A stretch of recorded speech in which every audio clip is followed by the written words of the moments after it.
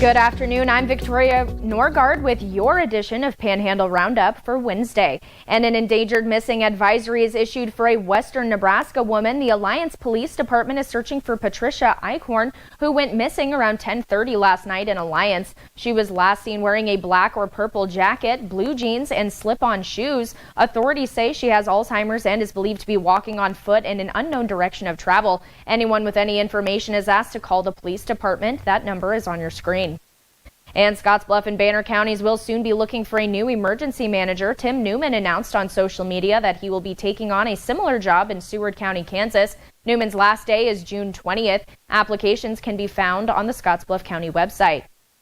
And a life-threatening incident several weeks ago had a happy ending for a Kimball man who was reunited last week with the EMTs and others who saved his life. Kimball Health Services emergency responders, medical providers, nurses, and others received life-saving awards for their actions on April 2nd when Paul Quick, 68, suffered a heart attack and was found lying unresponsive in the intersection of Washington and 7th Street in Kimball, according to the Nebraska Rural Radio Association. Off-duty paramedic Mike Downey and EMT Alicia Downey arrived in 2 minutes and 7 seconds. They found Quick lying in the middle of the intersection, not breathing and without a pulse. Paramedic Ed Gurmis and EMT Taylor Schmidt arrived in their personal vehicles about 30 seconds later. Within another 30 seconds, paramedic Ken Boston and EMT Arlie Miller arrived in the KHS ambulance. Quick, who suffered an acute myocardial infarction, was transported to Cheyenne Regional Medical Center, where he spent 18 days. He is now back home in Kimball after a complete recovery. And the general contractor for North Platte's District 177 facing liens after several local construction companies say they're not getting paid for their work to redevelop the mall. At least 4 subcontractors have filed 6 liens with the Register of Deeds office against Lincoln-based New Generation Construction, totaling around $600,000. Liens are not uncommon in the construction business. According to the Deeds Office, 3 other companies filed liens dating back to November of 2022, March of 2023, and February of this year. However, those have since been paid. NGC Group released a statement stating, quote, "We have strived to use local subcontractors whenever possible and will continue to do so to benefit the community.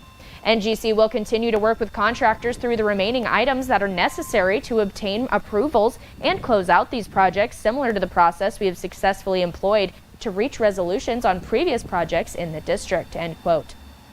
Now here's your Panhandle weather with meteorologist Andre Brooks. Well, thank you so much, Victoria. And I'm here to tell you we are seeing such beautiful conditions at this time here across the Panhandle. And this is going to last over the next couple of hours. Things are going to start changing as we get into the mid-afternoon, though. And as we head into our current temperatures, our temperatures are mainly in the 70s, exception here in Scottsbluff, where it's already 80 degrees. But we do have a chance of seeing some strong to severe storms during the day today, with a slight chance of severe weather throughout the entire Panhandle. And this means that we could see some damaging winds and hail. So make sure that you have the News 2 weather app for the latest weather information. And as far as the timing for these storms, will be between around 2 and 3 o'clock, and then things are going to start flaring up and push through our viewing area around the 7 and 8 o'clock hour tonight. So it's going to be something that we're going to be watching very closely. Now with sports with our very own John Clanton.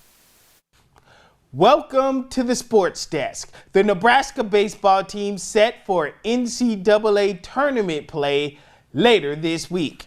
Now the newly crowned Big Ten tournament champions will be heading to a familiar place in Stillwater to play in the Oklahoma State Regional. Huskers will open against Florida on Friday, while the host Oklahoma State, they will take on Niagara. Regionals are double elimination, so you can lose once and still make it out of the regional. But let's hope the Huskers will not have to worry about losing once. It marks the 18th NCAA tournament appearance in Nebraska baseball history and the second under head coach Will Bolt. In retrospect, the way we won it was probably the best possible scenario for us to win, because we got to stay there so long and play so many games, and you just learn so much about your team with each time you take the field, and you know, having to start so many different pitchers in that tournament and having them all throw so well they're all taking with them that confidence and that experience, that postseason feel, the butterflies, just all of that. They're taking with them this week, and you never know what could happen in a regional. That's all from the sports desk. Everyone have a great rest of the day and see ya.